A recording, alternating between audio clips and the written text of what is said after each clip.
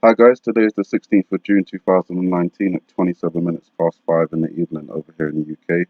And just a quick couple of reports to get through. North Korea ready to test new submarine launched missile. So North Korea seems ready to test the new submarine launched ballistic missile at its Sinpo shipyard. Recent commercial satellite imagery at North Korea's Sinpo shipyard indicates continuing submarine construction of possibly another ballistic missile submarine. Changes were made to the secure boat basin, including the installation of 12 portable davit arm cranes spaced at regular intervals along much of the quay, sometime between April the 11th and May the 5th. These cranes would facilitate loading lightweight supplies and equipment down the hatches of the submarine and onto the submersible launch barge. Workers also moved a 2,000-ton submarine dock nearby to another location as they installed cranes at the shipyard. They've removed the sub and installed a floating dock for a test of an SLBM in the same place, which could mean that they're up to something important. So, with those satellite images confirming equipment being placed in locations which look like they could be used for SLBM launches, keep an eye out for a North Korean launch anytime. Haven't really got a date focus. Obviously, today's the 16th of June, which is a watch date. There's the 25th of June, which is another watch date. And then I'll go into July, 2nd of July, July the 7th, and July the 27th. So maybe one of those days, maybe days in between, or possibly after that. Excuse me.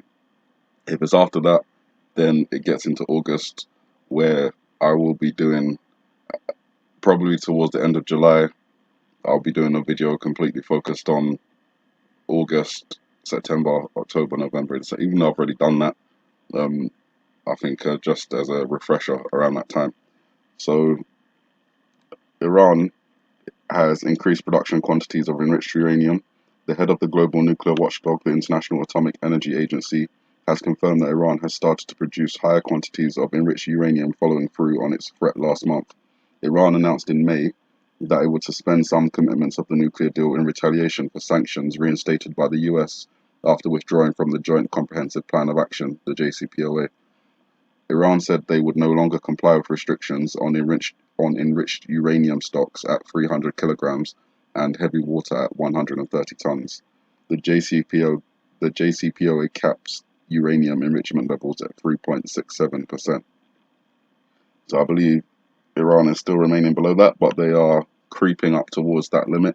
And obviously, I don't expect that if they do go beyond the limit, they'd go to something like 3.68. It probably jumped to the full level of weaponized uranium at that time, which would obviously most likely garner some response from Israel and the United States in the form of an aerial attack on the nuclear facilities.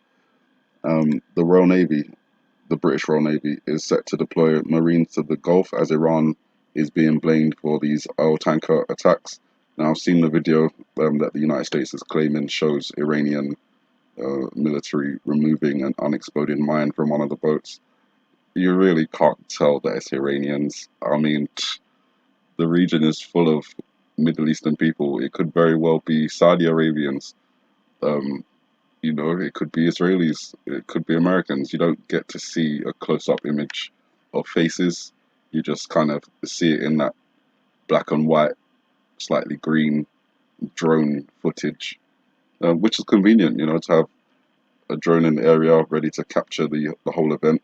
And then there's the reports of a drone attack on attack on the US drone just before the tankers were attacked.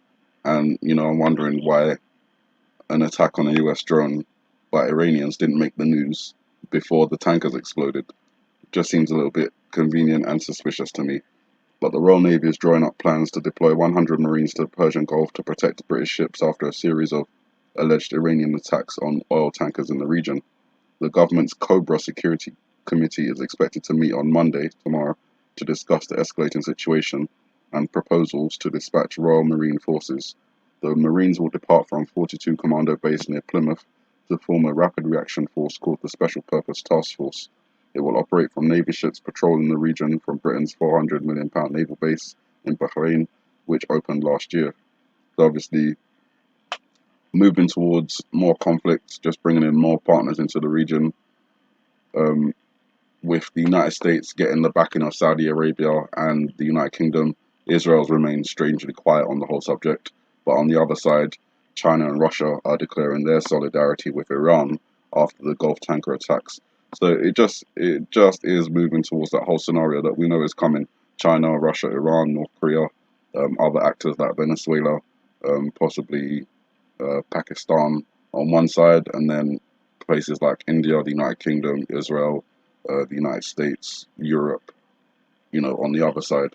Um, Iffy countries like Japan, Germany, and Turkey could switch allegiances somewhere during the whole conflict, but all of that remains to be seen. So Chinese Communist Party leader Xi Jinping and Russian President Vladimir Putin expressed solidarity with Iran, even as the US Navy revealed evidence the Iranians were behind the terrorist attack on 2 oil tankers in the Gulf of Oman. The 2 oil tankers were Japanese and Norwegian. Interestingly, the Japanese are not saying that their tanker was attacked. In fact, they're not even sure if it was one of their tankers. And while this was going on, while the tankers were being attacked, the Japanese Prime Minister was meeting with President Rouhani, I believe it was, at the time. So it just seems a bit convenient that there was an attack, including a Japanese oil tanker, in the Iranian region while they were having their meeting. Seems as if, someone somewhere wanted to cause a little bit of conflict between the Japanese and the Iranians, which hasn't been entirely successful. The US military released a video it says shows Iran's Revolutionary Guard taking an unexploded mine from the hull of one of 2 oil tankers attacked in the Gulf of Oman. Tehran's usual response was denial, and it also accused the US of waging an Iranophobic campaign. Now, obviously, that's not disputable. Obviously, there is a campaign against Iran, but it's difficult to believe the US intelligence agencies, especially since, the whole Iraq war, the weapons of mass destruction not being there. It was all just a farce, a whole 9/11 event spurring into this whole war that's been going on since 2001. And now we have like a similar situation, 9/11 style event, possibly building up to war with Iran, and obviously that involving places like China and Russia and Britain, and everyone gets involved. It's not just because of all these treaties, alliances, and agreements. It's like if Russia decided to attack a NATO country, the policy there is an attack on one NATO country is an attack on all, so everyone gets involved, and that's how we quickly escalate into world wars. We have institutions like the UN which are supposed to prevent these kind of things, but we don't know what goes on behind the scenes of those meetings. The last report, probably the most alarming, is reports that the US has attacked or is attacking Russia's power grid.